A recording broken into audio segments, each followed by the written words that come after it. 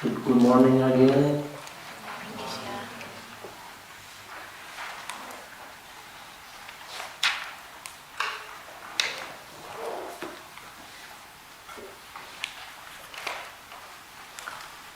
So let us start reading the text. We finished verse 30, right?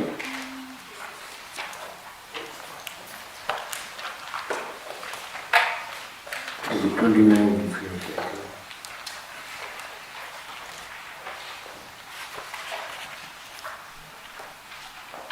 Yeah, verse number 30, right? Seeing aggregates to be unreal as such, one abandons the grasping of I. By abandoning the grasping of I, aggregates do not rise again.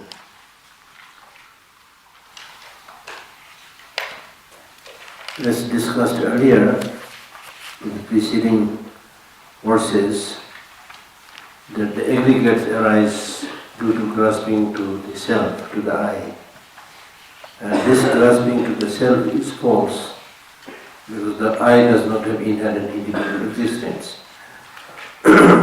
So therefore, how can the aggregates, which is owned by the person, also has inherent independent existence? So in this connection is saying, so this verse is particularly saying that in this way, when you remove the grasping to the self, you actualize liberation. Seeing aggregates to be unreal as such, or in this way, one abandons the grasping of I. By abandoning the grasping of I, aggregates do not arise again. So basically he's saying that when you see the lack of true existence of aggregates, like the physical form and so forth, then you will be able to remove this grasping to I and mine. And having abandoned that, then this aggregate, which is in the nature of suffering, will not arise. And having eliminated suffering in this way, you get eliminated. Easy. So easy. Why is written such a big book? No, I'm joking, The thing is, if you read Chandrakirti's Madhyamika Avtara and many other Madhyamika texts, the focus is basically on one thing: how to remove ignorance. Right? So in order to come to that point, you need to give so many examples. Look at this, look at the eye, it doesn't have inherent existence. Look at the aggregate, it doesn't have inherent existence. Look at the sky, it doesn't have inherent existence. Things like that. Just giving many examples. So, as I was explaining yesterday, the thing is you need to understand that there is nothing whatsoever that is inherent independent existence. That's the point. And it is really difficult to remove that grasping, because for countless eons we are habituated or rather addicted to seeing things as having inherent independent existence. Right? My friend must be there from his own side. My enemy must be there from his own side. If it is not there, to whom I should fight? My friends should exist from their own side. If it is not there, then to whom I make love and connection. This is how we think, you see. So to our uninformed ordinary mind, we really need something to grapple with, something to play with. Right? And because of this way of thinking, we get stuck. For example, when you get large amount of money, you feel very happy, right? Yes, I got so much money. But actually, I'm not saying you don't want, but actually, the more you have, the more you have problems. Nothing comes really free. So the problem is not just having things, the problem is your grasping. If you don't have the grasping, you can have money, you can have Mercedes car, whatever you have, and then enjoy. in the conventional way. Buddhism is not saying don't enjoy, enjoy, but don't grasp. If you grasp on it, you will suffer.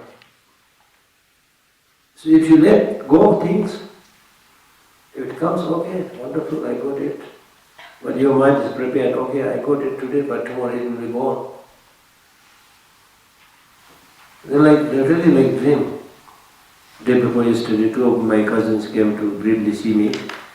They spent 2 nights with me. Last night they gone, like dream. It's really like a dream, so nothing to hold on to it. Come, okay, come, go, okay, go. Meeting and parting is the part of the deal. So if you have that kind of way of thinking, then, as I mentioned earlier, as Shantideva mentions in his chapter on wisdom, that there is nothing to gain, nothing to lose. Kuch khone ke liye nahi, kuch paane ke liye nahi. Right? If it's there, okay. If it's not there, okay. And the problem with us is, if it is there, we are not able to use it, enjoy it properly. If it is not there, we lament, I don't have this. I am suffering. When your friends and relatives are with you, you are not so nice to them. I mean, after honeymoon. Until honeymoon, it looks nice. Huh? Chasing each other. Huh? And after honeymoon, then especially when you have babies to look after, have to do difficult works together, then you are not so nice to each other. But then when that other fellow dies, then you shed your crocodile tear. Doing all the useless things. So to make a long story short, all these Buddha's teachings are saying that use your brain, use your common sense, and do those things which is useful. Don't do those things which is useless, not useful. And unfortunately, because of our ignorant mind, we end up doing the useless things. When we are together, not so nice. When you separate, then you cry. Some time back I met a person who was so worried, and in front of me, tears were coming down, like, how can I live if my mother dies? How can I live if my father dies? They're all not dead, they're alive. Because of lack of knowledge. And I met another woman, elderly woman, many years back. She said, Geshe, I'm so worried about my child, so worried. I'm not sure whether he got his breakfast or not. I'm not sure whether he got his lunch or not. And I said, how old is your child? 40 years old.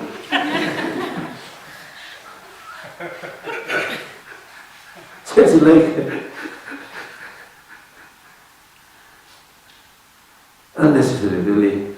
So as I said, many of these problems arise because we don't have the proper insight into the way things are. And so now this point is explained with the reflection of the image. Verse number 31. Relying on a mirror, reflection of one's face is seen. We briefly discussed this. We did not read the verse, but we briefly discussed this. Relying on a mirror, reflection of one's face is seen. However, not a fraction of it is said to ultimately exist. It's not the face.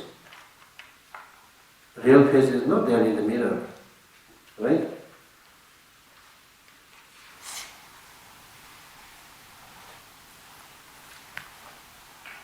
Verse number 31.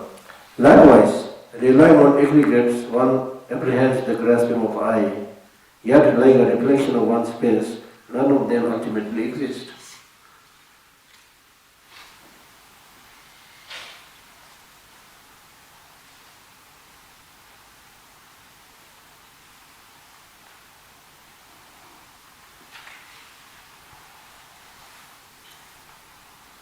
So, by relying on the mirror, you are able to see the reflection of your face. But this is not the true face. In this case, it's not talking about lack of inherent existence. It's basically, this is just an example, saying that you see your mirror in the face, but that face in the mirror is not the face. So similarly, we see everything, whatever we are experiencing, seeing, is like reflection in a mirror. They don't have true, inherent, independent existence. Okay?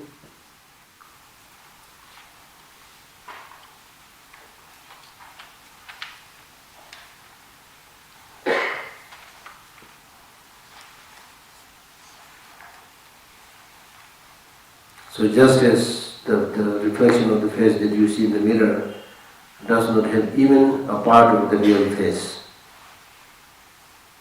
although your face is appearing there, but there is no real face there. Even a part of the real face is not there. So similarly, the self, the I, and the aggregates, they appear to us as having inherent existence.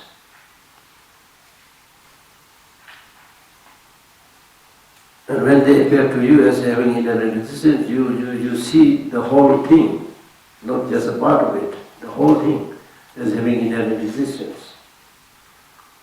But the reality is there is not even a part which you can affirm and say, this one has inherent existence. This is not easy, because we are so used to it, seeing oneself as something existing there solidly, especially when you develop strong negative emotions.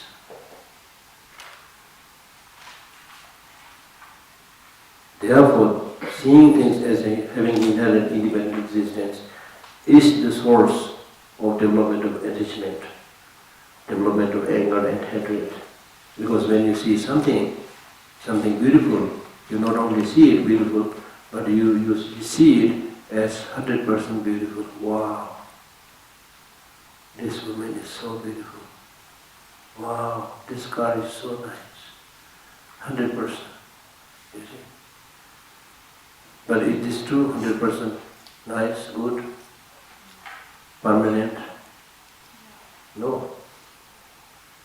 Like if I give you an example of when we do the shopping, you see, we go around in the market, and then if you are trying to buy a nice car, and don't have enough money, then you just do window shopping. Again and again you circle, go near that show. Oh, this car is so nice. How much money I have? Not much. Then you walk like a donkey. See, now already problem starts. In order to get those things, you have to have money, for which you have to walk like a donkey in many cases. That's why people work so hard in the so-called developed countries. A little bit less developed countries like India, we are like good or bad, I don't know, but we have a very relaxed time. In other countries, I just came from Australia, everybody says, I want to listen to your talk, but today I have to go for a walk. Many. Right? Maybe good. Sometimes maybe good. You call it efficiency. Sometimes I don't think this is good. Right? Because your whole life is not just for making money.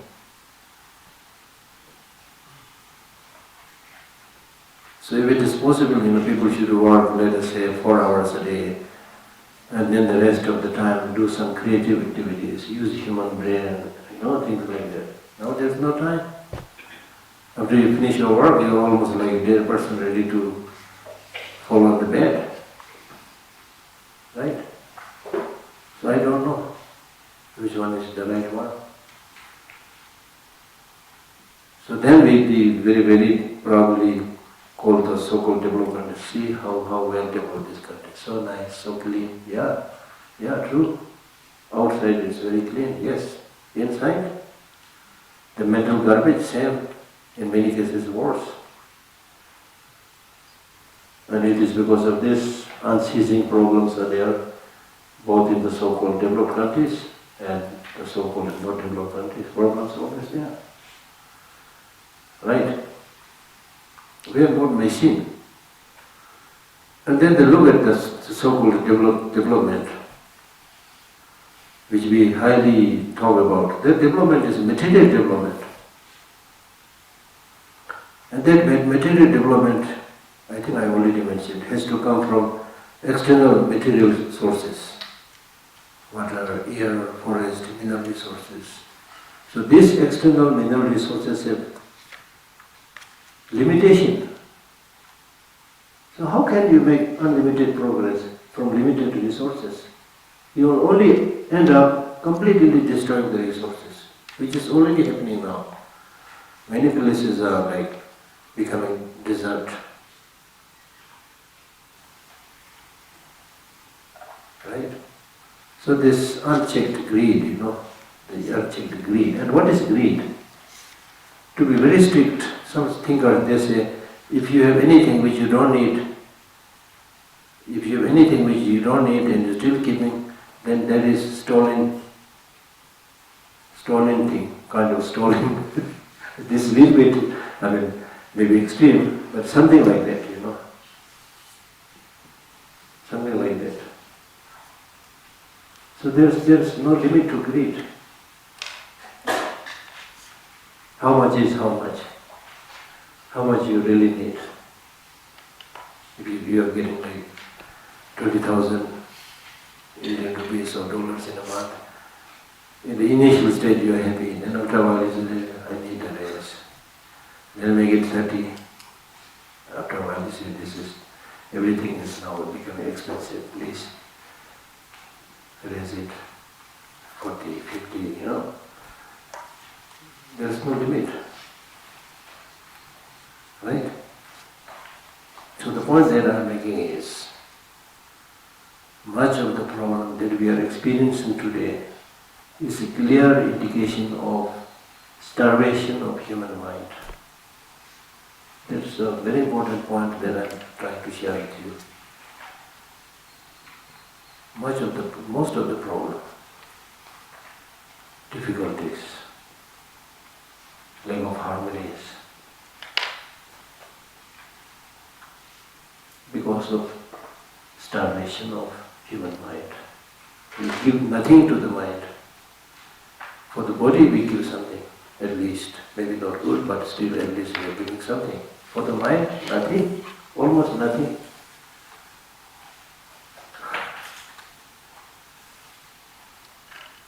And because of this starvation of human mind, we are today committing a global suicide. If you don't understand this, then look at what is happening between Russia and Ukraine, what is happening now in the Middle East. Isn't this global suicide? And still you call yourself intelligent human beings. And the problem is because whatever is important, precious, you don't pay attention. What is not precious, what is useless, you pay so much attention, you are ready to buy it. You are ready to walk for it like a donkey, like money, name and fame. Not that important. Important maybe, but not that important. External material resources, you pay, you work so hard.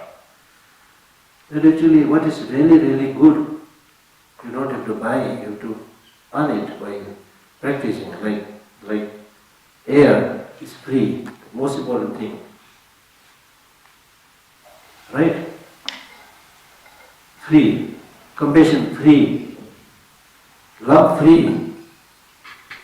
Although some stupid people might try to trademark it, but so far they did not succeed. So love is free, compassion is free, natural elements are free. So those things which are free and which is so important, you are not trying to own it, you are not trying to cherish it. And what is not free, what is useless, like junk food, you go after it, you buy it, you pay so much money. So this is the paradox of human life. So therefore, these teachings are basically saying that unless you transform and change your mind in accordance with the way things are, you will not be able to solve any problem.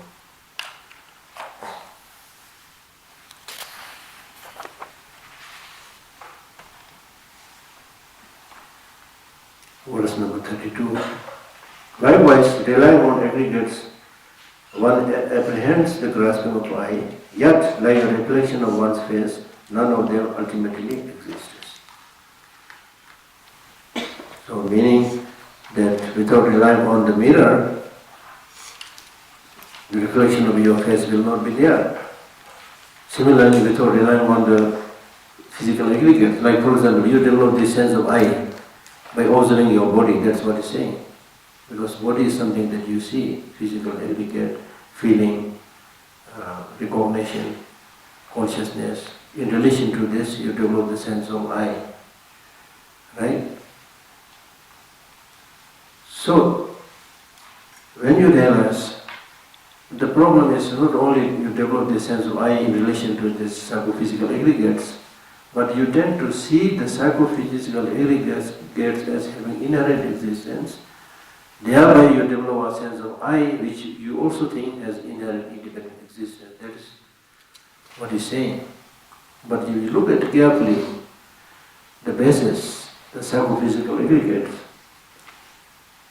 by relying on which you develop this sense of I, if you look at the psychophysical aggregates, none of this has inherent independent existence. They are very fragile, they are impermanent, they are changing all the time, changing all the time. So this being the case, how can you develop a sense of I, which you think has inherent independent existence? So in other words, he's saying, if you take a subject, object like the person or the aggregate, you should say that the person and the aggregate does not have independent existence because they have interdependent relation. Okay? Anything that is interdependent relation cannot exist inherently, just like the reflection of the face in the mirror. Next verse 34 is saying, the course to achieve liberation. Now here the first important thing is, do you really want freedom? We all agree that we want happiness, right? We also agree that we want long-lasting happiness. So in the same way, we can ask the question, do you want freedom? Everybody says, we want freedom, we want freedom.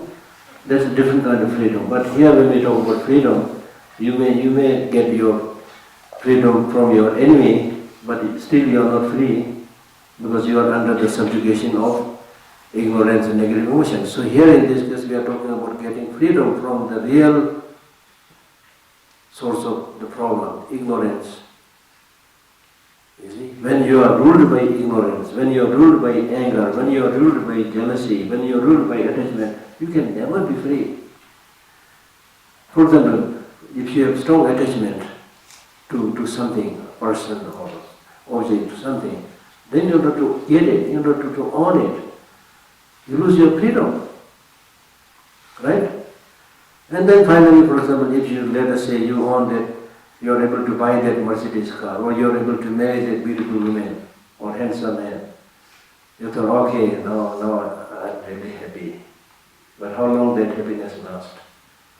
Very soon either the woman will try to control the husband or the husband will try to control the woman. So it is because of this, I on many of my talks in Australia, I have to say, don't try to control each other. Respect each other. This is something not only taught in Buddhism, but in our ordinary language also we say, she is my other half. Other half. So your half, the other person is half. And it's one of the fundamental teaching of the Buddha. There are things you cannot change, there are things that you can change. What you cannot change is things outside of you. You cannot change the weather. You can control a little bit with air conditioning and things like that, but you cannot completely. We are so proud and arrogant, we are thinking we are trying to control the whole nature, but we are not able to do it. You can't control completely the weather. Similarly, you can't control what other people think about you, what other people say about you. You can't control, you can't shut their mouth. But the one thing that you can, so trying to control what is outside of you is useless attempt. But what you can control is your reaction, your attitude to what is happening around. That is under your control. So in this case, as Shantideva says, when you encounter these different situations, if it is something you can change, don't worry, because you can change it. If it is something you can't change it, no use worrying, because by worrying you can't change it. It's so simple actually. And this kind of bitter truth has to be told, because sometimes we cry over the spilled milk. Damage has been done, something unpleasant thing has happened, but we don't try to forget it, right?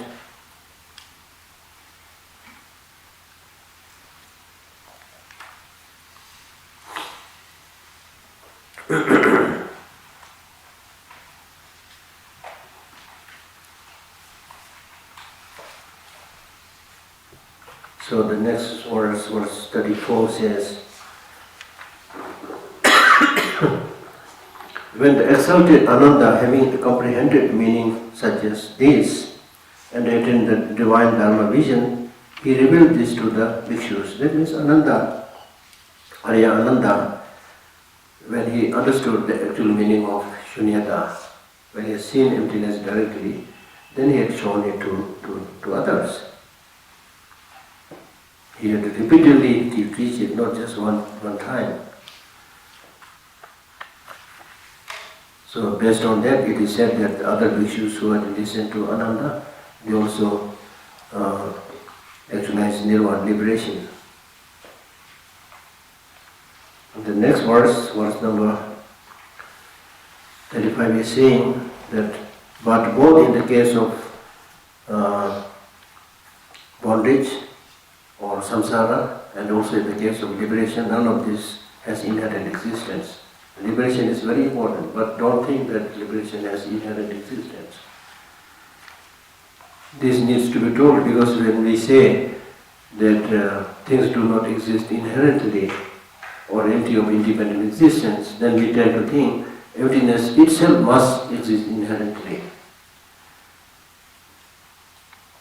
If you see in that way, then this is called a horrible view which cannot be rectified.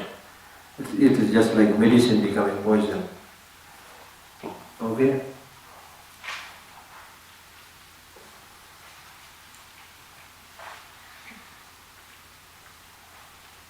So the next verse is really talking about how you end up in other words, the process of getting entangled in samsara.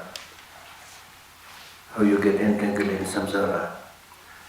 As long as there is grasping of aggregates, so long, in view of this, there is grasping of I.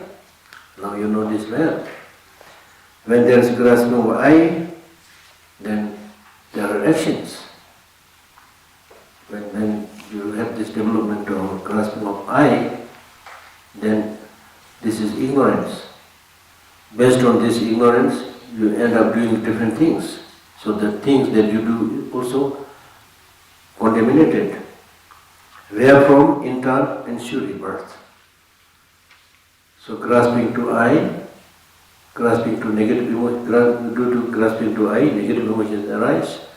Motivated by negative emotions, you end up doing negative karma, and as a result, you end up in the samsara, rebirth, not reincarnation, rebirth.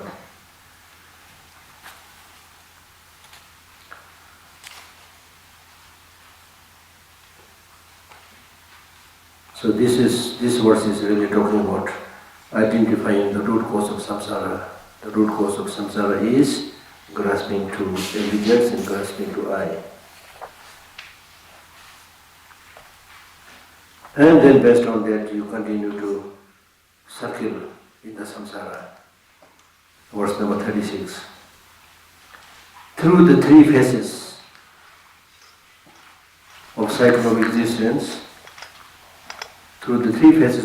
existence, one revolves like a wheel of fire. Normally, wheel of fire, normally we use the word firebrand. If you move the firebrand quickly, You really think this is a circle of fire. You're unable to see where is the beginning, where is the middle, where is the end. So similarly, through the three phases of cycle of existence, one revolves like a firebrand, without beginning, middle and end, whilst mutually giving rise to one another. So while you are samsara, you again end up doing more negative karma, which becomes a cause for next rebirth. So it's endless. This is called cycle of birth and death. Samsara. So therefore, today, since you are born as a human being and have access to the Dharma, it's a good opportunity to make an attempt to stop this cycle.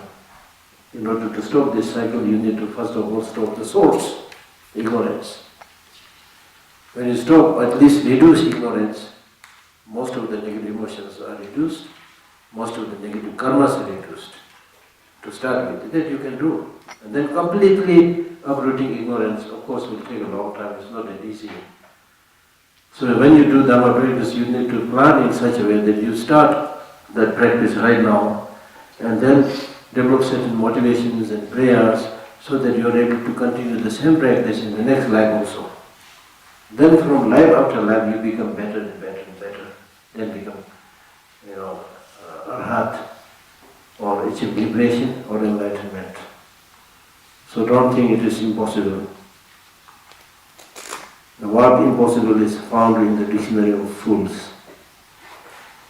Right?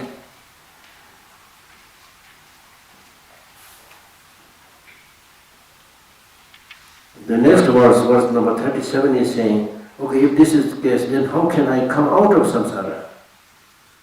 You can come out of the samsara because it is not acquired from self or others or even in the three times. Grasping of I is finally dissipated, and thereafter the actions and rebirths. So this means this dependent relation, cause, effect and so forth, does not have inherent independent existence. Whether you refer it to yourself, you refer it to others, or you refer it in the three times, there's nothing that has inherent existence.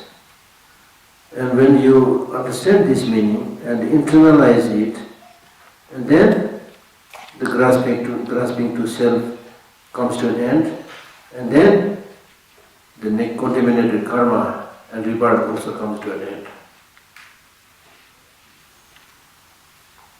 So here in this case, you can spend a long time thinking about the 12 links of dependent origination, from how ignorance leaves a negative imprint on the consciousness, and then the birth takes place and so forth.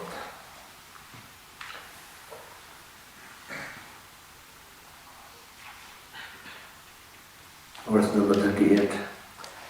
Seeing causes and effects arising as well as ceasing, one in this world ultimately discerns neither existence nor non-existence. So meaning that when you see this functioning of cause-effect, both in the positive realm and negative realm,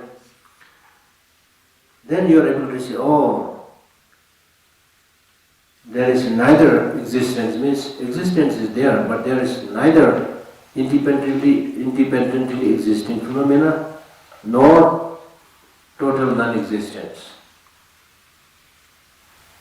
Okay, this point I explained a little bit earlier, but you need to think, the Buddhist, this particular Buddhist teaching, especially the Prasangika Madhyamika view, this view is called middle way.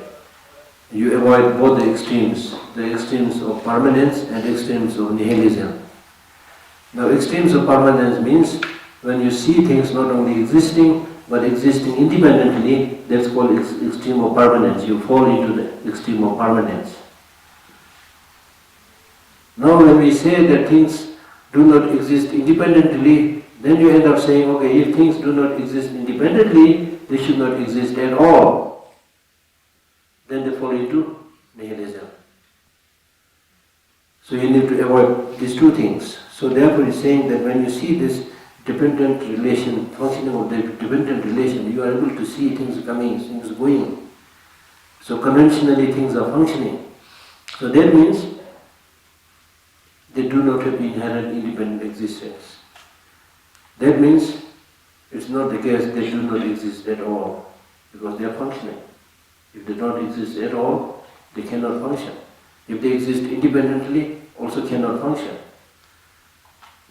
Because if something is existing independently, means it has nothing to do whatever with anything else. You exist independently, I exist independently. You have no connection, nothing. No interdependence.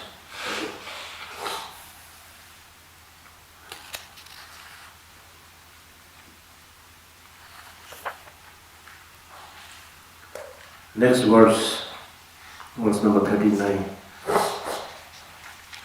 He's talking about the benefits of realizing emptiness. What are the benefits? Can you tell me what is the benefit? Free from suffering. Huh? Free from suffering. Free from suffering, how? If we understand that if any matter is formed with interdependent nature, so there will be less attachment to it. So it will help me ease the suffering. Mm-hmm. Lesser the attachment. Mm-hmm. Any other? What's the advantage? The advantage, he says, listening to this Dharma that ends all sufferings. So this Dharma means this teaching of emptiness ends all sufferings, because sufferings have their root in negative emotions, anger, jealousy, attachment, so forth. And all these negative emotions, they have their source and root in ignorance. It's because of ignorance we mistreat others. It is because of ignorance we make discriminations. Actually, there's really no ground to make any discrimination, whether you're Indian or Chinese or Tibetan, whatever. We are here on this earth just for a short time, and we are all born in the same way. We are all going to die in the same way. Why so much fuss in between? Because of ignorance. So we need to see this sameness.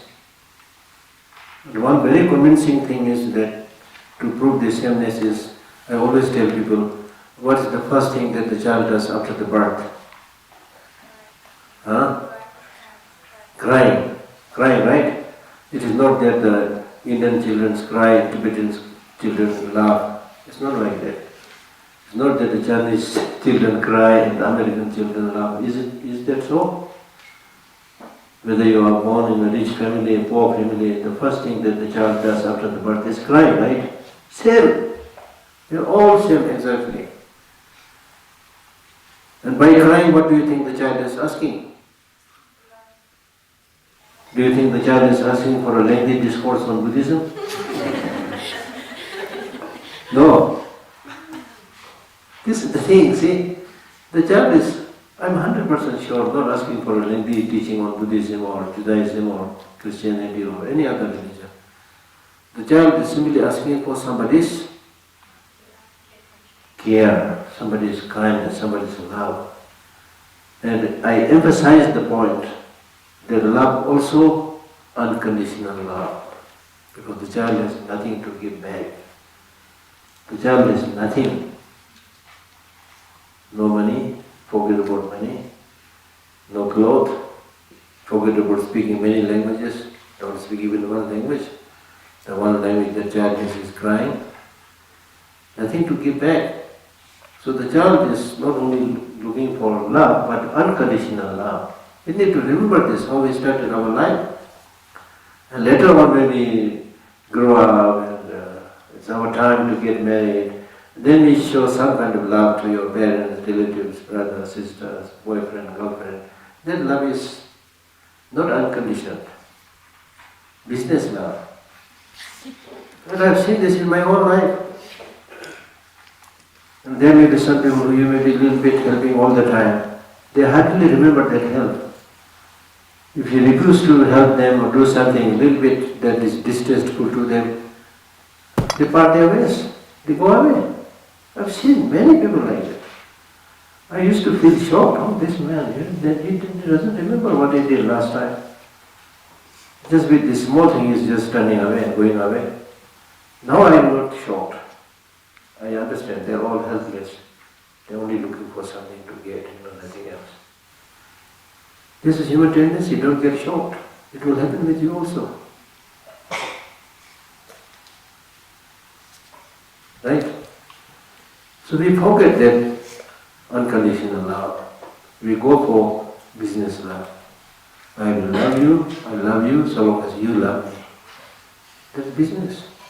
And if that exchange, that love in exchange is not forthcoming, then divorce.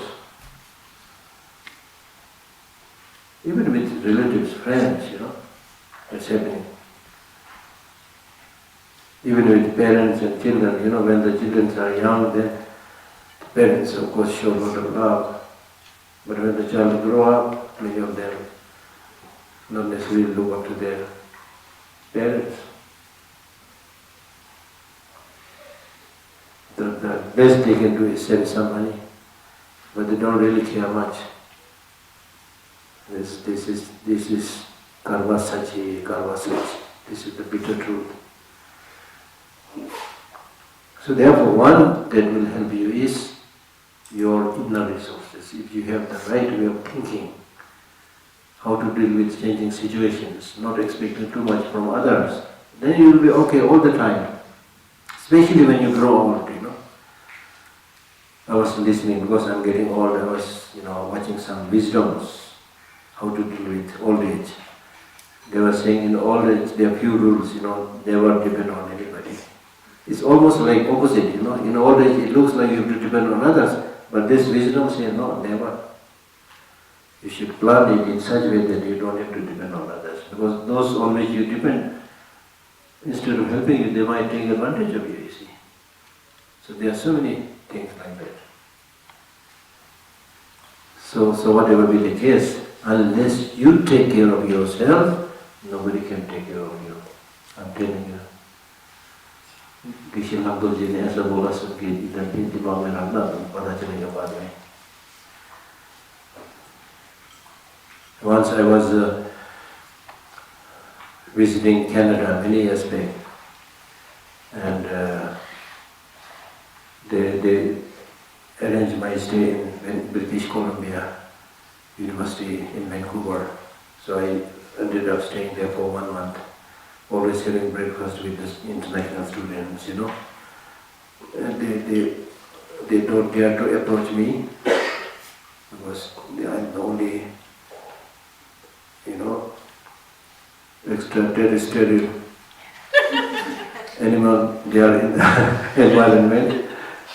So from a distance they just glance and then quickly turn up. They are very polite.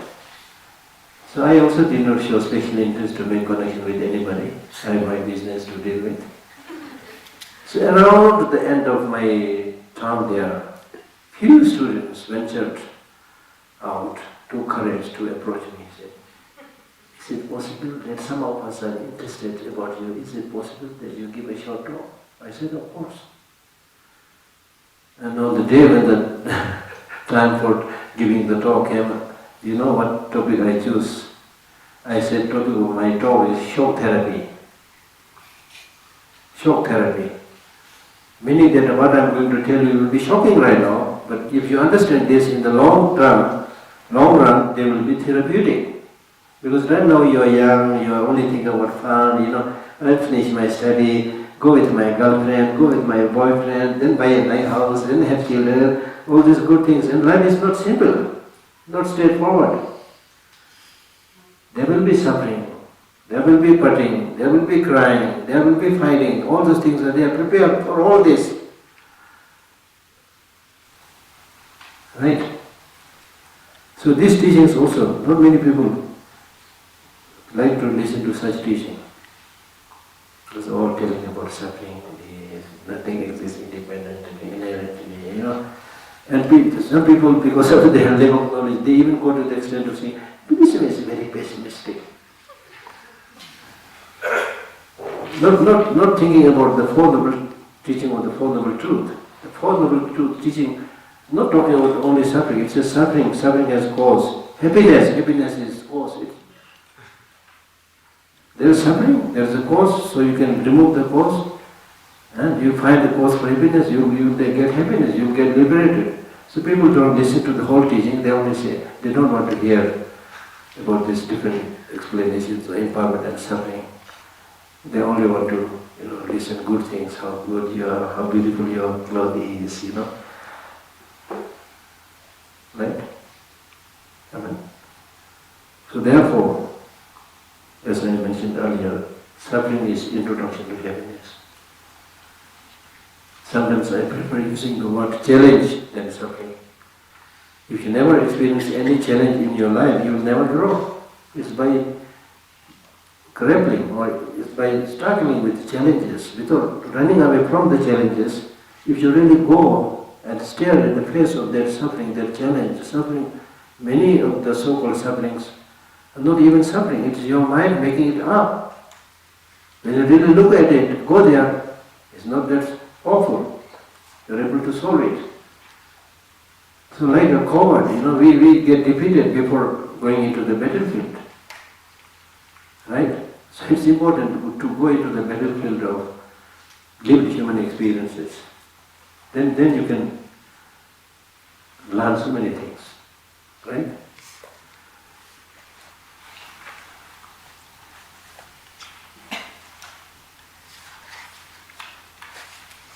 Listening to this Dharma, that ends all sufferings. So that means listening to this Dharma means Dharma of interdependent origination, thereby Dharma of emptiness. As I mentioned, emptiness and interdependent origination are two sides of the same coin. So by realizing this, by understanding this interdependent origination, by understanding emptiness, you will be able to put an end to all suffering. Imagine. We are lucky. It's really like ready-made food. We only have to, in a way we are lucky, in a way we are very unlucky. All these great teachers, Buddhas, Nagarjunas, they really practiced and lived, and they left behind all these teachings like cooked food ready for us to eat. But unfortunately, how many people are there interested in just tasting it, enjoying it? Therefore the Buddha said, the Buddhas do not wash the sins of sentient beings with water. The Buddhas cannot remove the sufferings of sentient beings with their hand. The Buddhas cannot transfer their knowledge and realization into your brain. They cannot. The Buddhas can only show the path of the truth, suchness. Only show the path, just like a good teacher. He can only teach. If you don't do the homework, you will fail. Not only fail, but fail miserably. So this is the thing. We are not practicing, we are not interested, we are interested in something else. You are just studying small group here, comparing to this over 8 billion human population. Where are the rest of the humanity going, So you should consider yourself lucky. Not because I am saying it. Now you listen to the teaching, you should see whether this is the right direction or wrong direction. Because the Buddha said you have to take responsibility. If you want to change the world, you need to take responsibility. You cannot just sit there and pray, kind Buddha, please solve all the problems. And His Holiness Dalai Lama jokingly says, if we say something like this is unfair. We make a mess of the world and then tell the God to solve it. It's unfair. Now we are able to clearly see, unless we take the right direction, right step, take responsibility of your home, your society, your country. Nobody takes responsibility. How can we have a peaceful, happy world? Impossible. And especially these days, because of my growing age, I've been telling everybody, especially the Tibetans, what are you living for the next generation? What are you living for the next generation? That's when I say next generation, I'm talking about two kinds of generation. One is the young generation, that your children that you already produced. Another generation yet to come, not produced. So if you really don't want, you think you can't take responsibility of the younger generation, then stop producing children. Don't play with their life. In the case of the younger generation, which you already produced as your children, you have to take the responsibility. Right? That's our responsibility. So we are like, most of you are young, unlike me, but the elderly people will go. So what is it? Do you want to experience the same trouble ridden world? You want to live the same difficult world for the next generation also? Right? So therefore, what you are going to live for the next generation is not few houses or few material belongings, but the right way of thinking.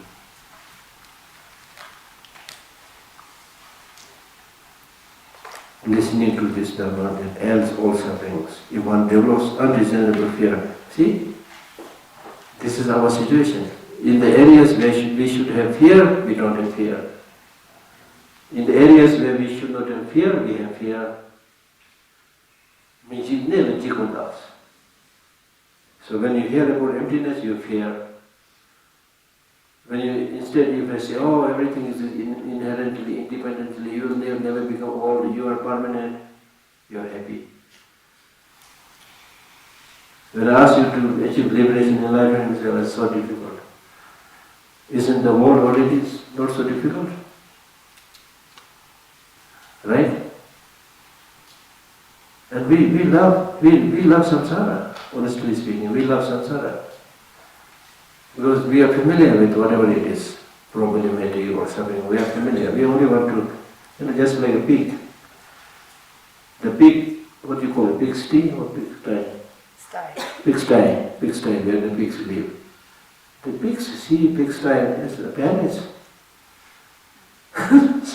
So in our case also we see the samsara, although we say, according to the Dharma, oh, samsara is bad, a lot of difficulty, we should get rid of it.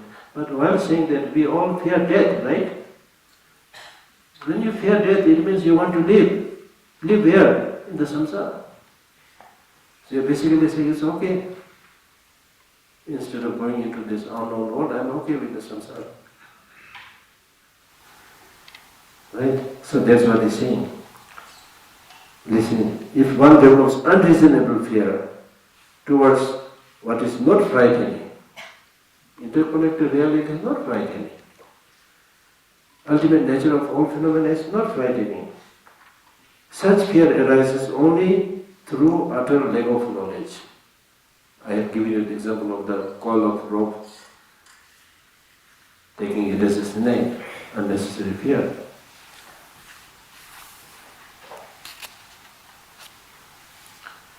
Verse number 40.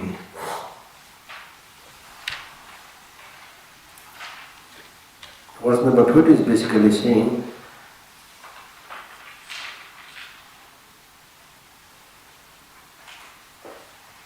according to some of the lower schools, when you achieve liberation in nirvana, then there are different types of nirvana. One is called nirvana without residue.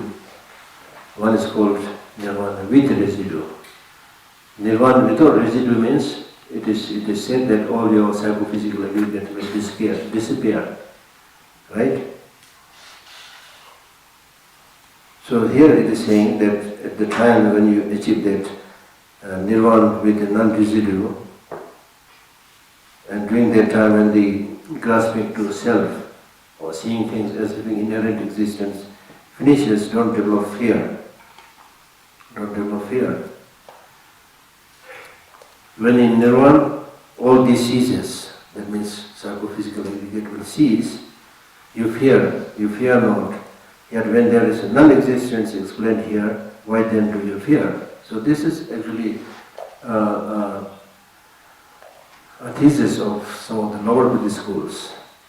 They say that when you actualize nirvana, all your psychophysical aggregate ceases. Or some other non-Buddhist schools also say something like that. So this is saying that when in nirvana, when you achieve that state with no residue, when everything ceases, you do not fear. If this is the case, then why you Yet when they are non-existence, of having no inherent existence explained here, why then do you fear? Verse number 41. In liberation there is neither self nor aggregate. In liberation there is a self, there is aggregate. But when he says there is no self, there is no aggregate, he is talking about non-existence of a self or aggregate that has inherent existence. When liberation is explained as such, why then you do not rejoice in the negation of self and aggregate? Actually, this is the time that you should rejoice. That finally I am able to achieve nirvana. Finally, now there is no grasping to I and the psychophysical aggregate. I am released now. I am released. So you should really be happy and enjoy. In liberation there is neither self nor aggregate. When liberation is explained as such, why then do you not rejoice? Because when you achieve that liberation, this is really now the time to go for a long holiday, not before that.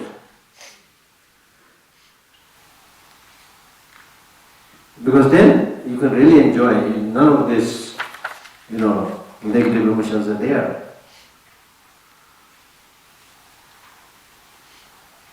Verse number 42.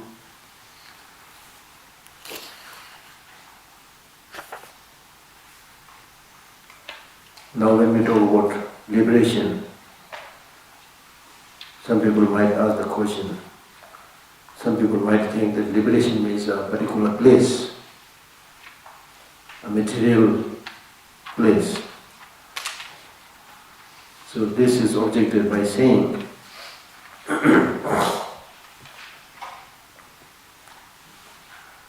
when liberation is not even a nothing, how can it then be a thing? Know that extension of conceptualizations of both things and non-things is in fact nirvana.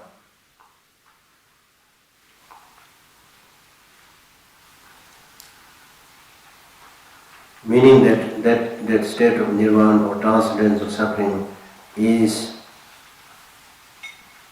not a thing that has inherent existence, and it's not a non-thing which has inherent existence. So therefore, when you put an end to this grasping of seeing things as having inherent existence or having no existence, then this is the true mark that you have transcended suffering or you have actualized nirvana. In other words, if I try to make it simple, some non-Buddhist schools of thought, they say nirvana is a kind of heaven. A kind of heaven where you go and the place is good and food and everything is good. It's a place where you can go. According to some Jain schools, they say it's like a umbrella turned upside down. Things like that. There are many physical descriptions of it. But according to Buddhism, you don't go to any other place. Nirvana, achieving nirvana means simply reaching a state where you have removed all the negative emotions with their seeds from your mind. Your external physical body may be same, right? So it is the cessation of negative emotions.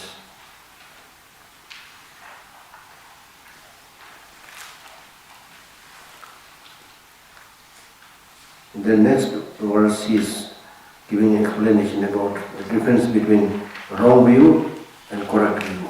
Wrong view and correct view. In brief, the view of nihilism holds that actions bear no fruits.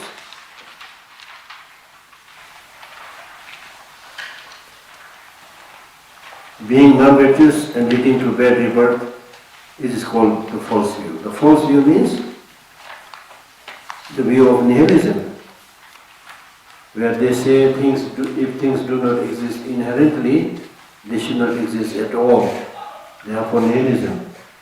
So when they follow this path of nihilism, then they say that, okay, whatever you do, You do good things, there's no guarantee there will be good result. You do bad things, there's no guarantee that it will be a bad result. There is no, infallibility of the cause-effect relationship. So in this way, they engage in non-virtuous actions, which leads to bad rebirth. So such a view is called the wrong view, false view. In brief, the view of existentialism holds the actions bear fruits, being virtuous and corresponding to good rebirths. It is called right view. So even if you are somebody who sees things as having inherent existence, but at least you are believing that things exist. Because of that, if you perform certain positive results, that will bring good rebirth. So that view is called right view because of that link between the cause and the effect.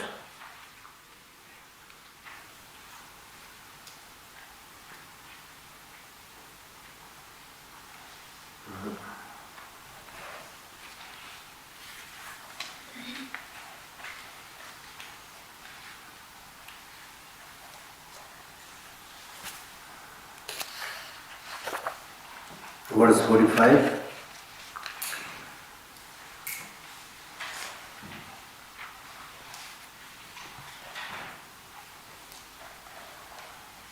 Verse 45 is saying that even at the time when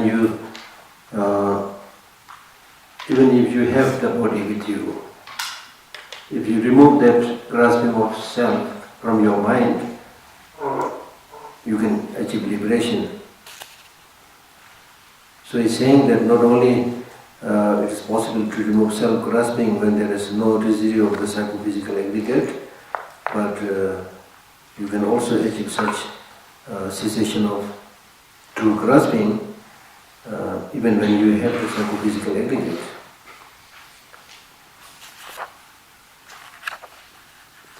Consciously pacifying existence and non-existence and foregoing virtues and non-virtues, one finds liberation from good and bad rebirth. This the Noble One has well explained. So that means consciously specifying existent and non-existent means consciously means with the knowledge. When you have the understanding, real knowledge of the way things are, then that will pacify inherent existence.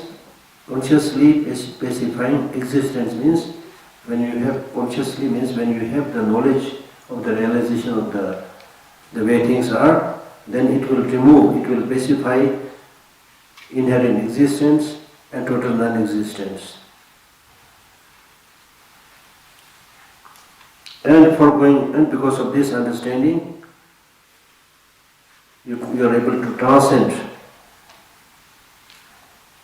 negative deeds or contaminated deeds, and therefore one finds liberation from good and bad rebirths.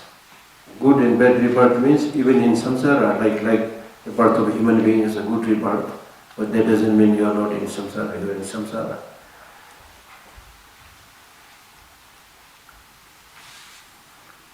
Verse number 46.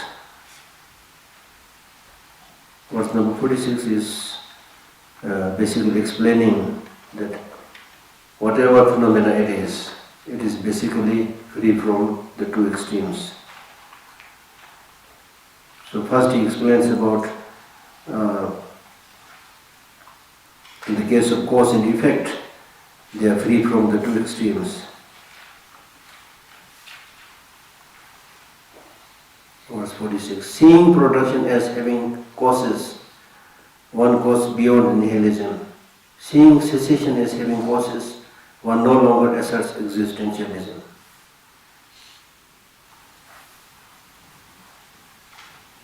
So this is basically saying that those of us who follow the Madhyamika way of thinking, we are beyond seeing the cause and the effect as having no existence, because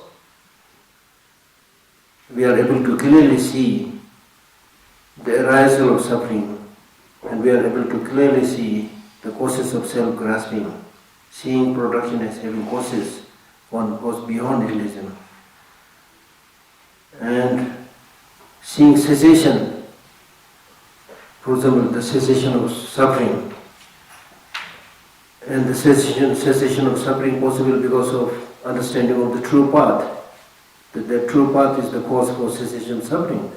By seeing that with valid mind, valid knowledge, and you do not no longer assert existentialism, as you no longer assert things having inherent independent existence.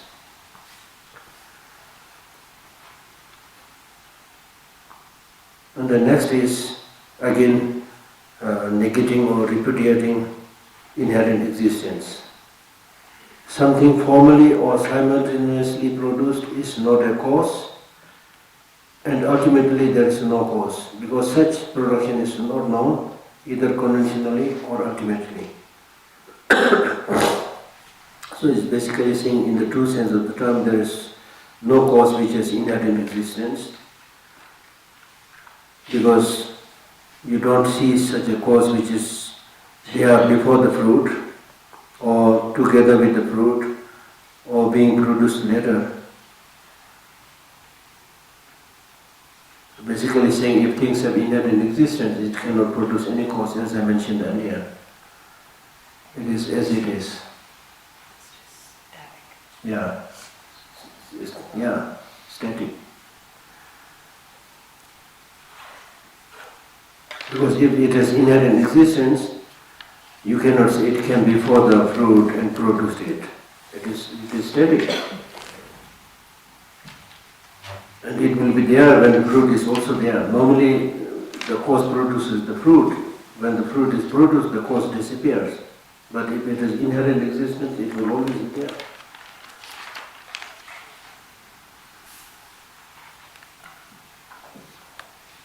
And this also contradicts our well-known experience. Verse number 48. Because these exist in our ordinary understanding, we say that because these exist, that ensues. Just as when there is a long, there is a short. Because this has arisen, that arises. Just as when there is a flame, there is a light. So from our ordinary, what is well known to our ordinary experience also, when we talk about short and long, and then the light produced by the fire, we have some understanding of cause-effect relationship. So if you say things have inherent existence, then this is again contradicting the worldly knowledge also. That's what he's saying.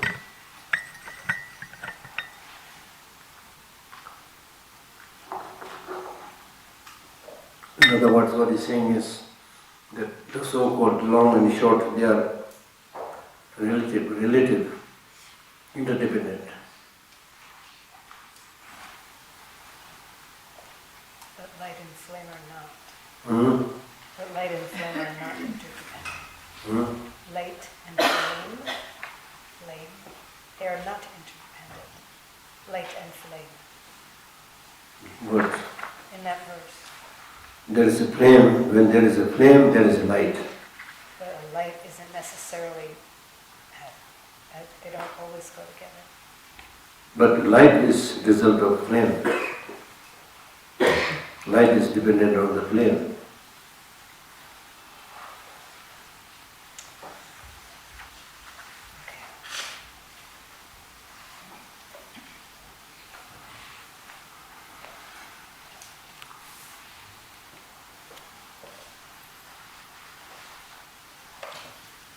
So it is in this way that if you realize the non-existence of both, total non-existence or inherent existence, then you get liberated. When there is a long, there is a short. They are not by way of their own nature. When a flame is not produced, the light too does not arise. They are mutually dependent. And another very unique thing with the Prasangika Madhyamika is, in some of the lower Buddhist schools of thought, they say when a father produces a child, the child is dependent on the father or the parents, but the parent is not dependent on the child. But the Parasangika Madhyamika said, no, it is mutually dependent. Because the parents are called parents because they have in relation to the child. If they have not produced any child, you cannot call them parents. So they are mutually dependent upon each other.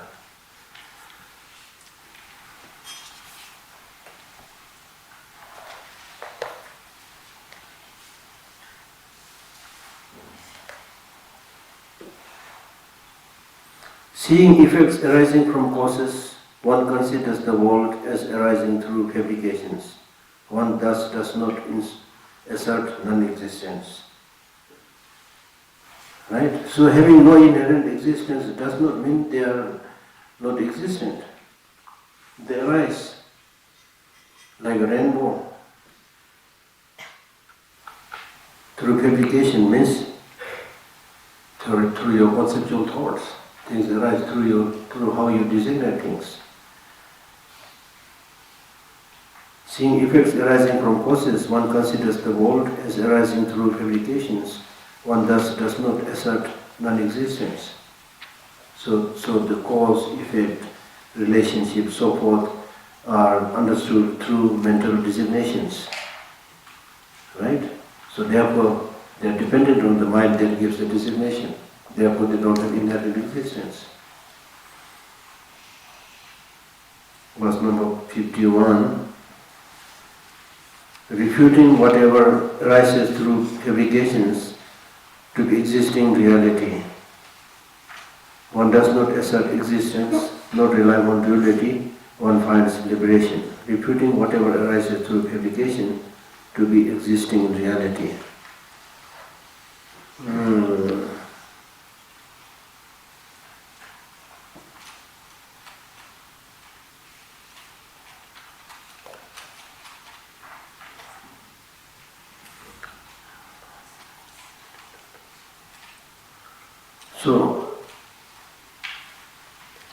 So with this kind of understanding, you will not be holding a philosophical view which is holding on to the extreme of permanence.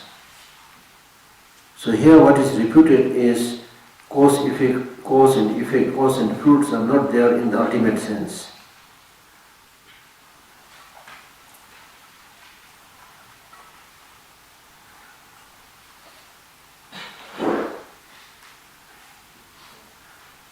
So if there are anything which is not result of conceptual fabrication, conceptual thought,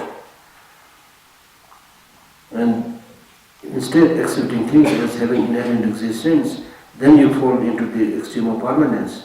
But we do not accept such a philosophical view. Therefore, we are free from dependence on the two extremes.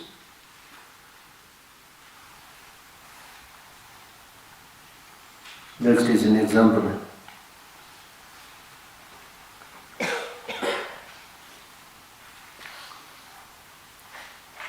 And if this is the case, why we are not able to see this truth of having no inherent existence, why we are not able to see?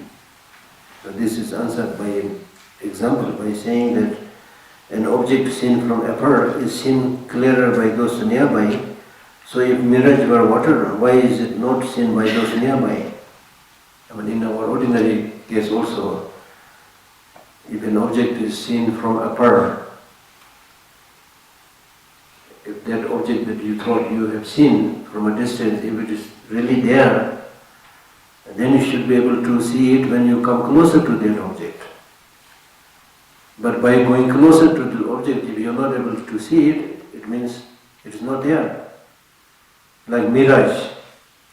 In summer, in a mirage, from a distance you see a mirage, then you think, oh, especially if you are thirsty, you think there is water. But the closer you go, the more you are able to see that there is no water. Is that exactly like a rainbow, or is that? Yeah, same. Rainbow, closer you go. So similarly, so mirage were water, why is it not seen by those nearby? Those seeing from afar see this world as real, yet those nearby do not see it as such, lacking true characteristic, It's like a mirage.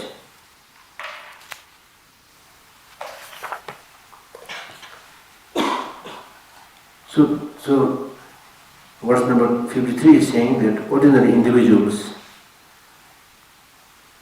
who are really very far away in understanding suchness, they see just like the mirage from a distance, seen as the water.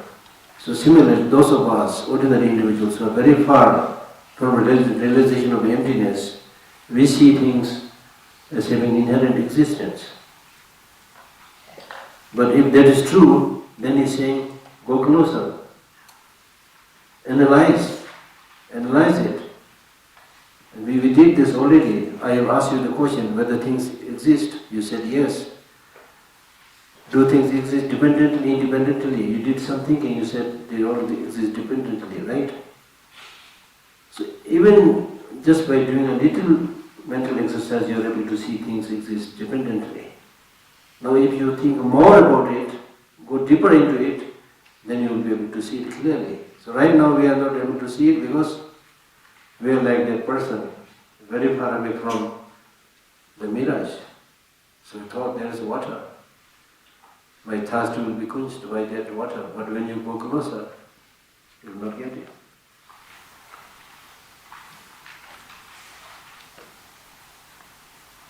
Those seen from afar means those who have not realized emptiness. We are really very far away from emptiness.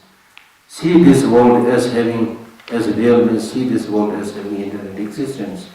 Yet those nearby, the Aryas, who are nearby, who have realized emptiness, do not see such a world, real world existing inherently, independently.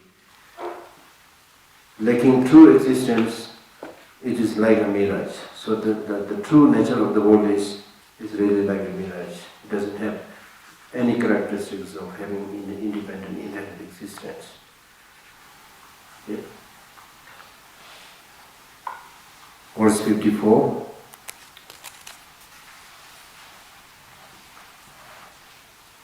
Verse 54 is talking about the psychophysical aggregates having no inherent existence. A mirage appears like water, but is not, as it and not water. Likewise, aggregates appear as self, but is not, as it and not self. Like even if I just ask some cursory question, do you think your body is yourself? You're there listening to me, right? Where are you? Hello, where are you? Where are you? Am I seeing you? No, I don't see you. I see only your body. Your body is not you. Is your mind you? No. Apart from the body and the mind, where is I? This is the question. So even, as I said, even through a cursory glance, you are at least able to say that my body is not me, my mind is not me. But before, you never asked such question. You thought, okay, I'm here, which means your body basically.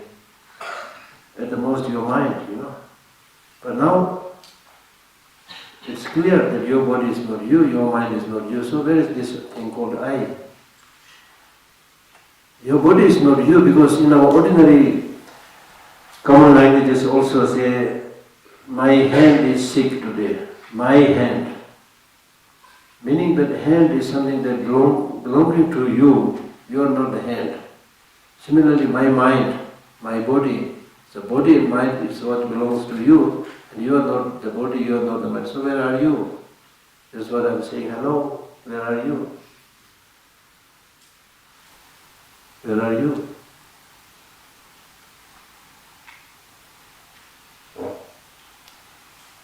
So neither the individual psychophysical aggregates are you, nor your mind is you.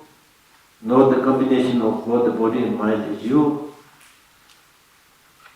So the you thing you call you is just a designation. I mean, this is really crazy. It will make you crazy probably. But it's a designation on what? On the body and the mind. Oh, the concept of you. Designated on the body and the mind.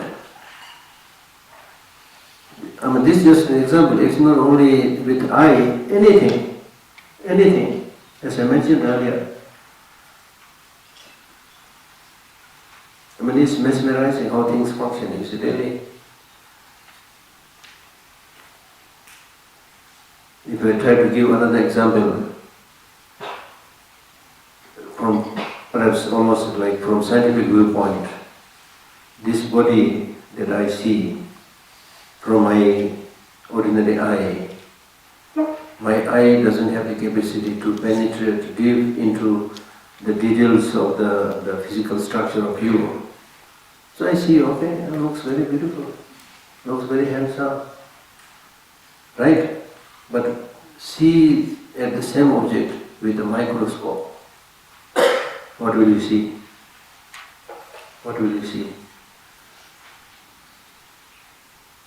What will you see?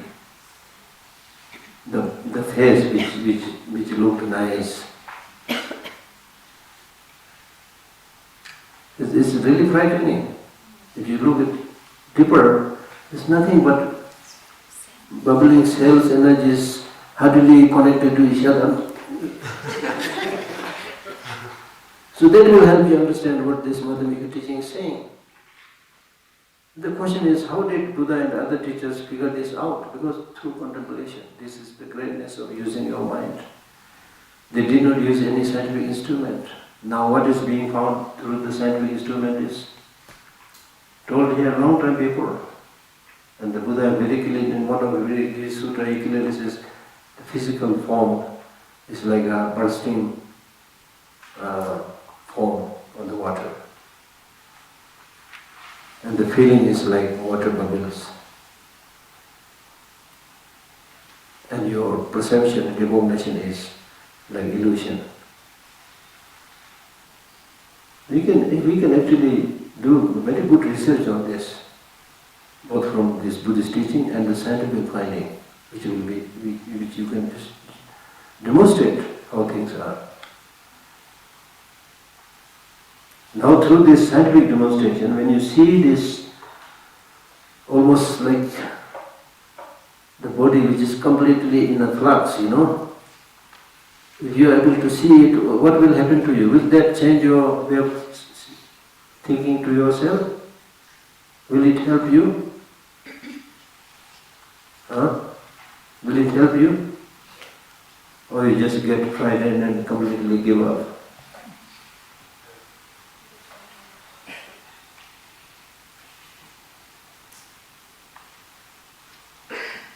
Through this scientific use of scientific instrument, when you see not only the external physical body, especially the internal organs, see everything, how things function, will that help?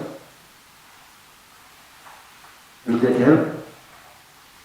Depends on the person. For some it may, for some it may not. Yeah, there are no shortage of crazy people, yes, I know. It should help. It should help. I give you an example. For example, if you are going down after this teaching, you go down and you sleep and break your neck. Will that help? Will that help change your mind a little bit? Will that help? In other words, will help you to take more care of your leg? Why? Because now it is suffering. You are able to see the fragility of it. You are about to take care of it. So similarly, even when you are not declared as a sick person in the ordinary sense of the term, through this microscope and other scientific instruments, if you are able to see the fragility of your whole internal organ like the lungs and liver and how they function, it should help you. Because then at least, I'm not talking about deep dharma practice, Even in terms of what you eat, I can't put everything in my mouth, The machines inside are so fragile, It should help. So before we talk about deeper realities like emptiness, I think we should start from there. Right?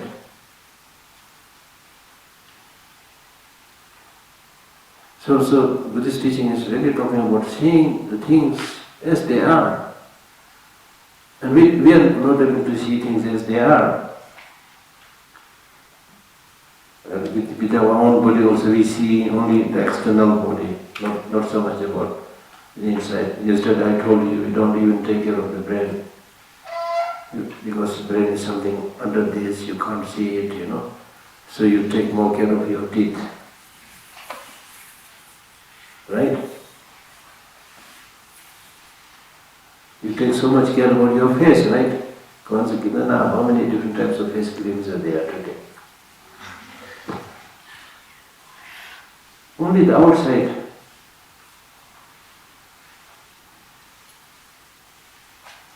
The fact is that beauty is skin deep. Only goes all the way down.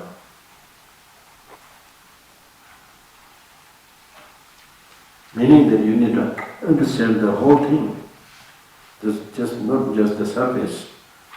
Dharma teaching is also saying that there is a gap between appearance and reality. Appearance, things look okay. When I was driving up, I was teaching Anila that instead of our sitting together and talking about Dharma and all these deep philosophical teachings, and look at these people in the market, they seem to be enjoying, Whether you call it ignorance is bliss or whatever you want to call it, they are cheating and they're exchanging money and they look happy, you see. So appearances are deceptive. But especially, I was reading somewhere else, a very new book, I even forgot the title, a new book that I just bought. And I started reading few lines. There it says, unless you have this deeper philosophical ideas, you cannot bring about any revolution, positive revolution in the world. And the world needs revolution today. Right? By seeing all these killings and, unfortunate things happening, we cannot just stay happy with the appearances. And all the big revolutions came through understanding different facets of reality and life, right?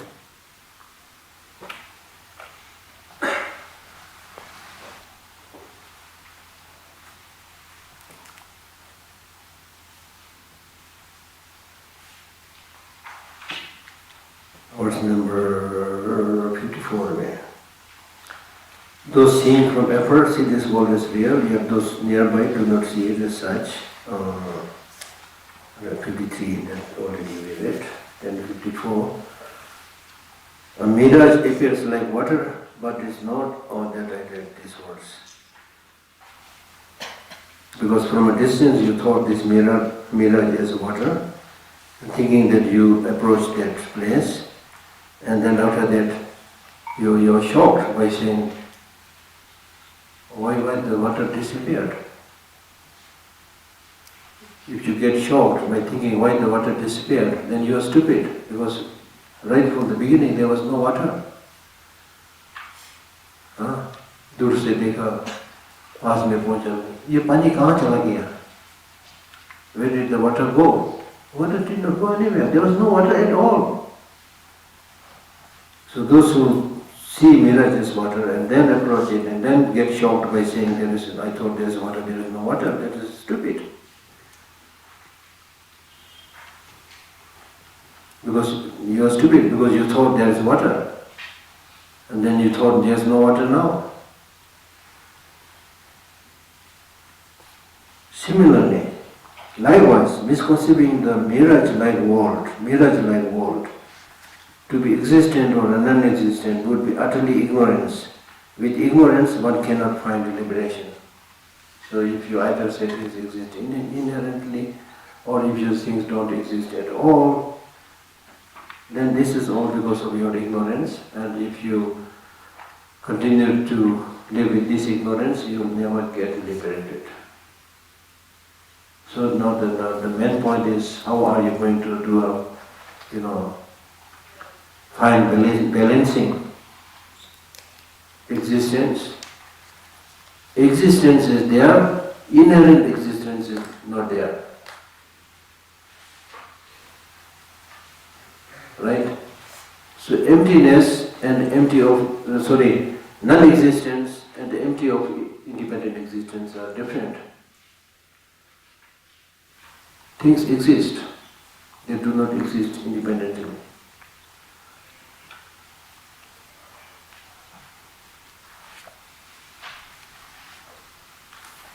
Do you think this kind of understanding will help your life?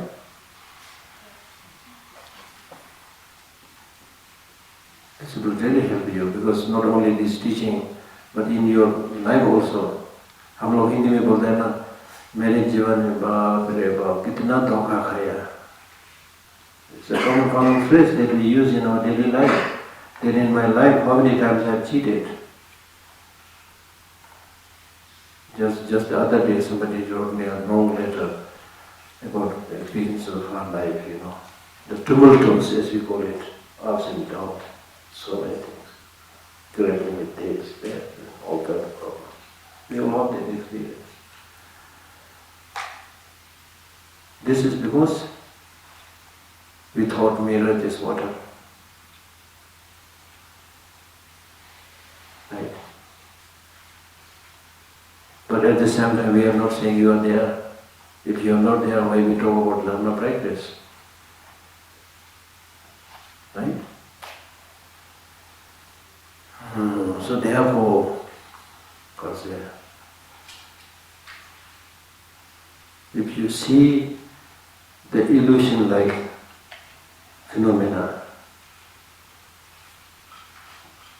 to the illusion-like phenomena, if you contemplate that they are like an illusion, if you meditate on that like an illusion, and then you will get enlightened like an illusion.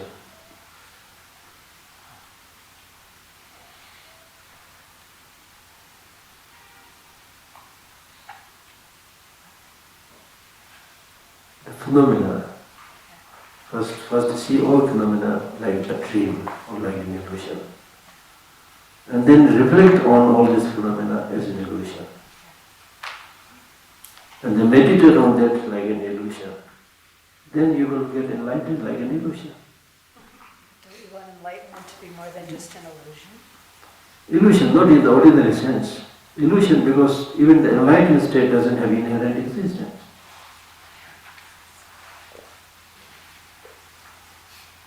These are mind-boggling, right? Mind-boggling. But you'll get some sense out of it.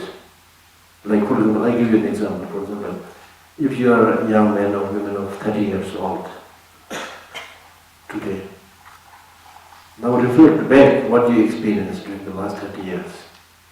Make a movie out of it. Write a story out of it. It will be a big book. If you know or remember how to write it, it will be a big book. 30 years experience. But today, if you look back, what you experienced during these 30 years of life, and then compare it to what you experienced yesterday, both are just a memory, like an illusion. Right?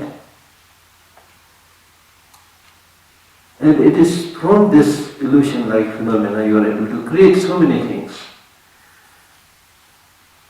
Because still these things exist. Of course, if it functions, if you know how to manipulate it, you can come up with all kind of magical creations. That's imagination. Not just imagination, the nature of the phenomena, everything is such that if you know how to manipulate, how to use it, it's like illusion, what you see on the television screen. It's like an illusion, unthinkable for me. I don't know how to do this. But it is there. And how did they manage to do it? Because they know how to manipulate certain causes and conditions. And if you know how to handle certain causes and conditions, you can create all kinds of magic. That's why Einstein said that I am able to use only 6-7% of percentage of my brain, not more than that. Even for that, many people see me as a god. Many people highly respect me. And he said, if I'm able to use my brain a little bit more than that, 10-11%, I don't remember the exact 10-11%, I can create all kinds of magic.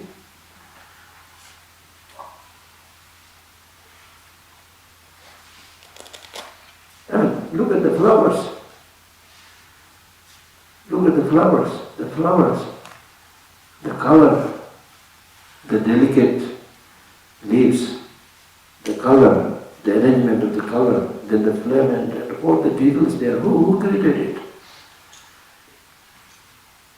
And this is the reason many people believe in God. I mean, such amazing, beautiful things all around. If there must be a very clever designer who created it. This is their reason. But according to Buddhism, and I believe science also, they say no, there's no special agent or creator. But all arises from their causes and conditions. When the needed causes and conditions come together, there will be magic, there will be flowers, so many things come.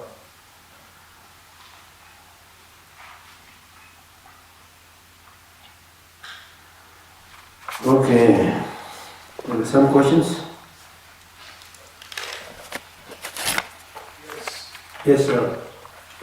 My question is around this, the non-existence of the I itself, which I completely accept. I also, I also have a belief that many people, especially people from the West, seek spirituality initially to heal and recover from psychological wounds, Yes. childhood abuse, etc. And I think for those, and I was one of those people,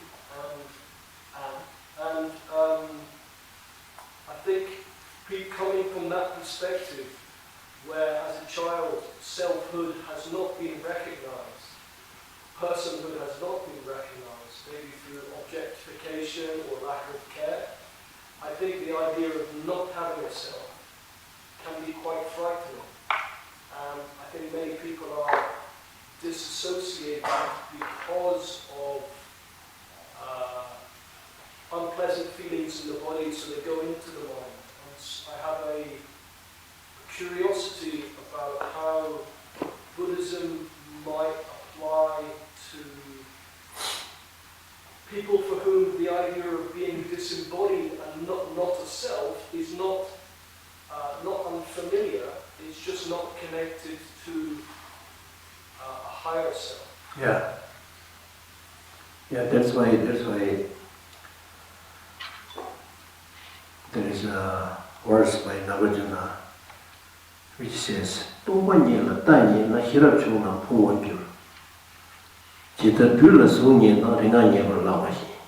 means if you misperceive emptiness, those with small intelligence will be lost.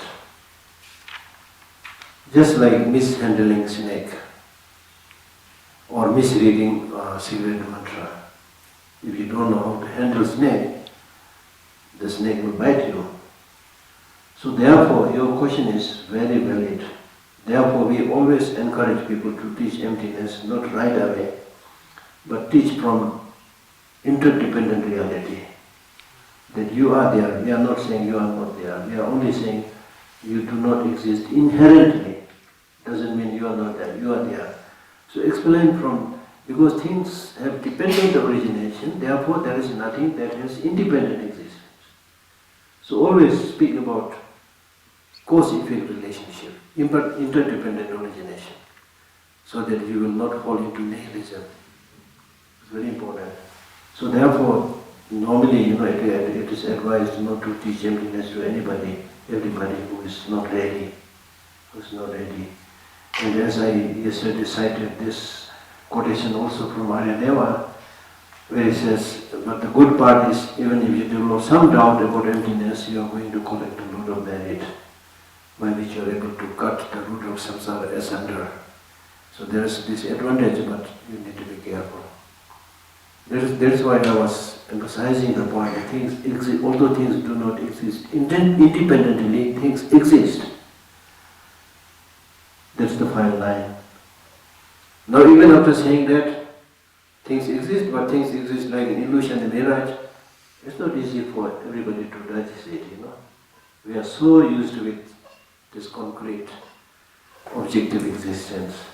So slowly, that's why I was talking about some of the scientific findings. The so-called person, the so-called body, what is it? The body appears very concrete, very objective to us, but when it's scrutinized through the help of a powerful microscope, it is not there as you thought. And is it necessary to go and see deeper? Yes. Because if you want to really solve the problem from the root, then you need to go deeper. Like, for like when you go to a hospital and consult a doctor, what we really want is solution from the root, not just giving some panacea and some pain-killing, medicines. But what is the cause, the main cause? If you are able to identify the main cause, give treatment, and everything will be solved. But if you just deal with the symptoms, you will not be able to solve the problem. So we are supposed to, when we talk about emptiness and lack of inherent existence, we are really talking about how to solve the problem from its very root. But then for many people, it is not easy to digest.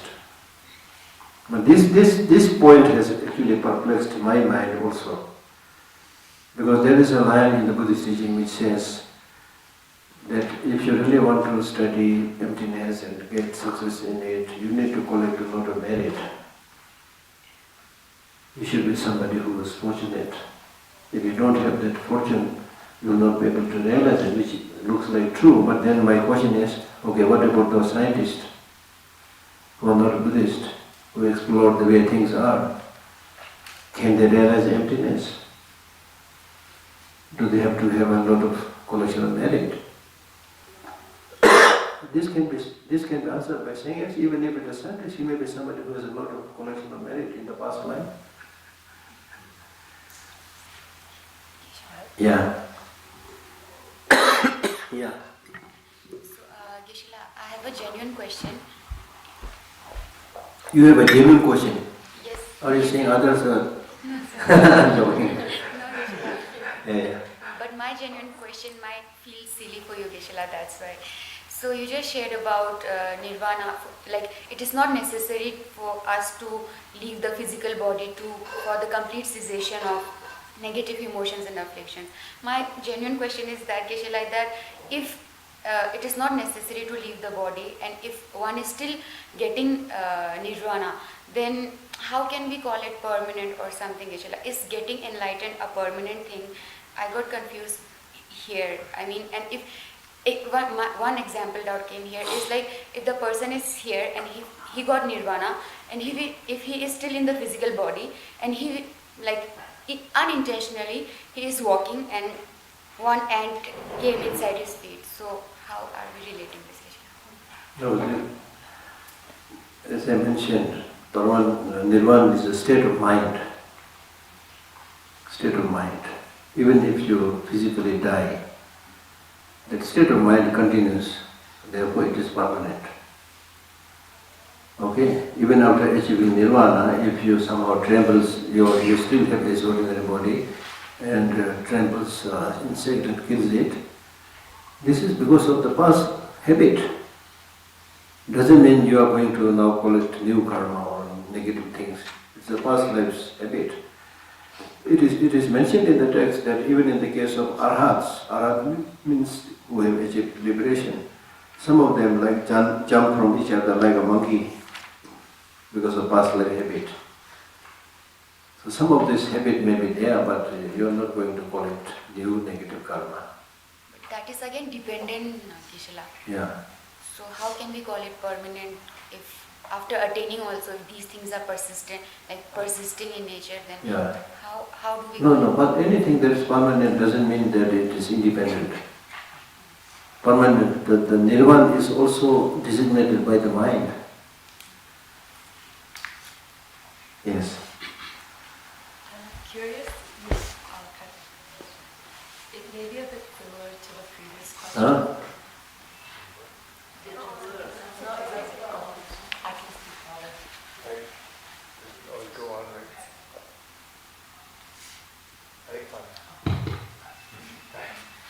It may be quite similar to the previous question, but I'm curious what you think about with rising rates of depression and anxiety. Huh? Rising rates of depression and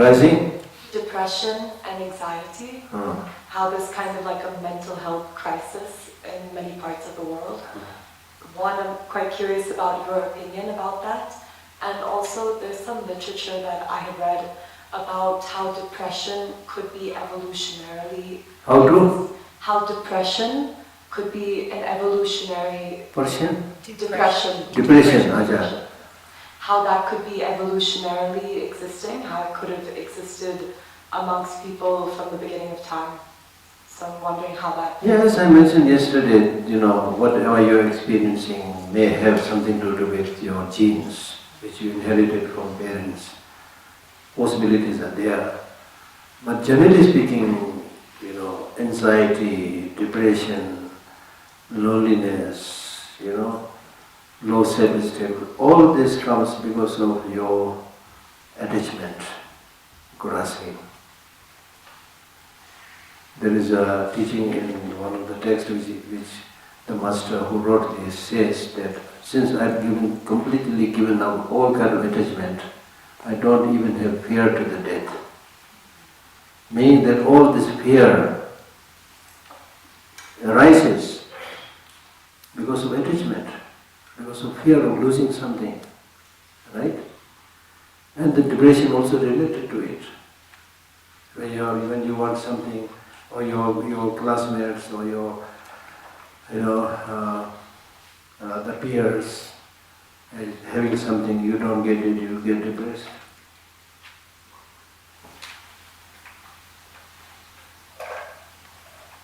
Because depression, loneliness, all these are more common in today's materialistically developed world.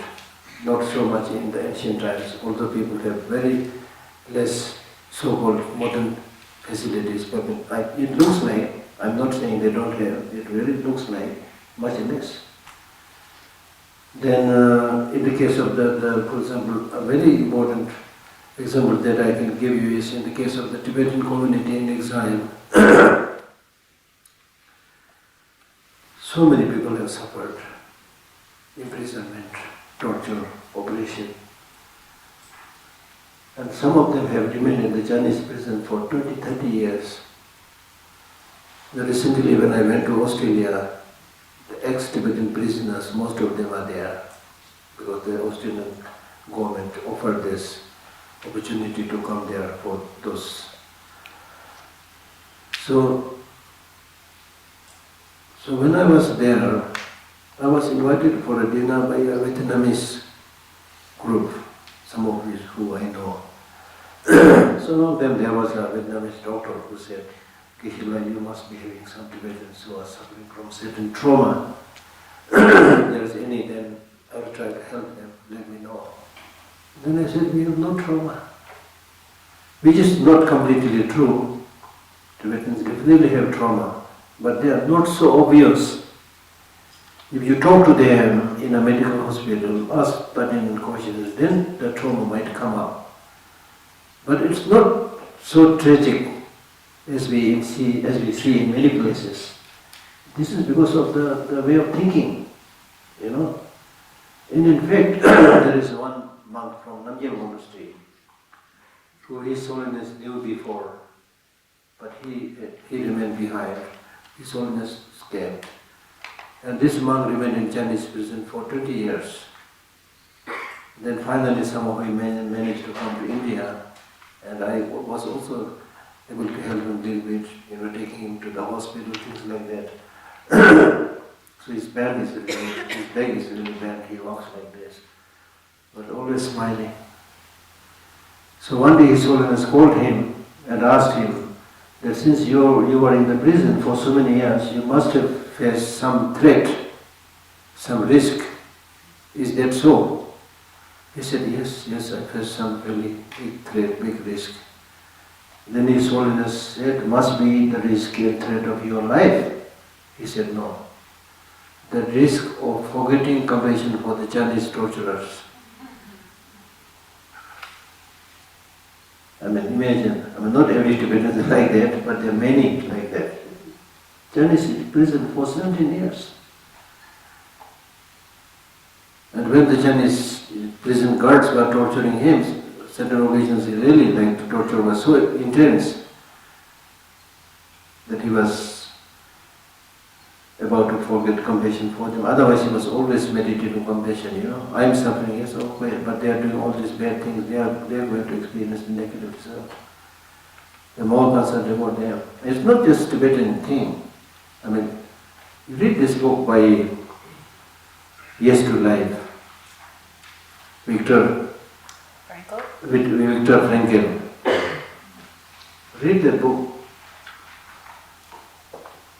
Yes to Life. Another book, Meaning of Life. He saw his family members, everybody dying in front of him. And the only reason based on which he was able to pull out of this tragic circumstance was love.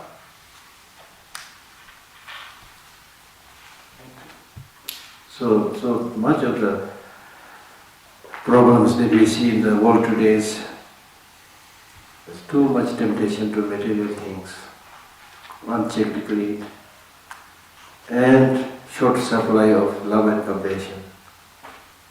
Short supply. नहीं है, बाजार में नहीं है. It's not available in the market. Love and compassion. वो नहीं है.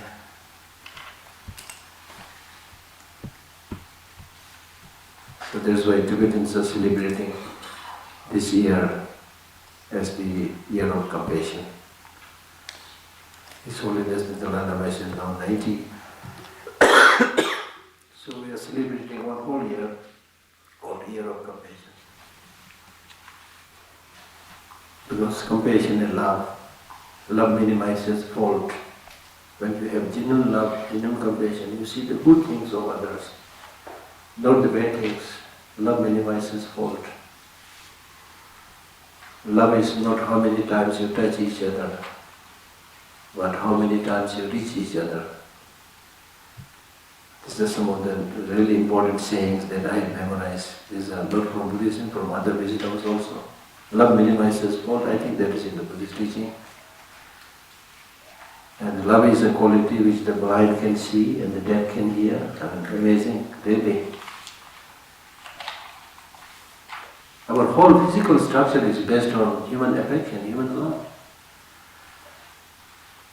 So now we are thinking that you don't need love, don't need compassion, all you need is money. And everything is for sale.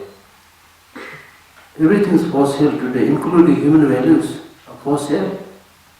If somebody is giving money, sell your values. So, these are unfortunate situations. So that's why His Holiness the Dalai Lama and others working very hard to, teach secular ethics, universal ethics. Very important. Right? Okay, one last question.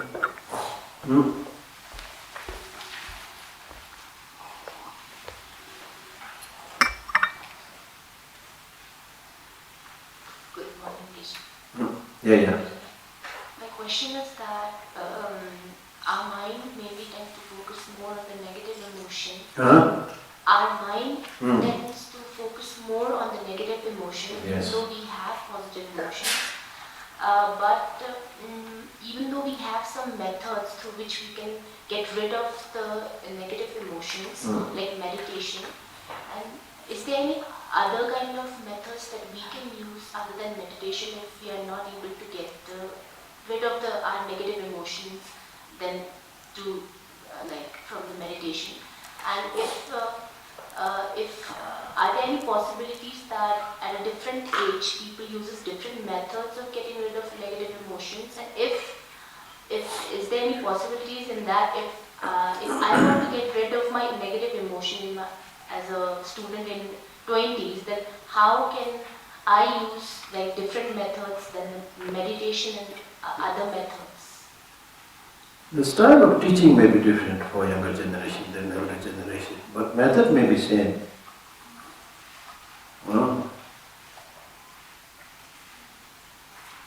Like whether you're young or elderly, when you get sick, more or less you get the same medicine. Right? And then the most important thing is not just going after attractive Buddhist phrases, meditation, mindfulness, they are all there, they are very attractive, but the most important thing is use your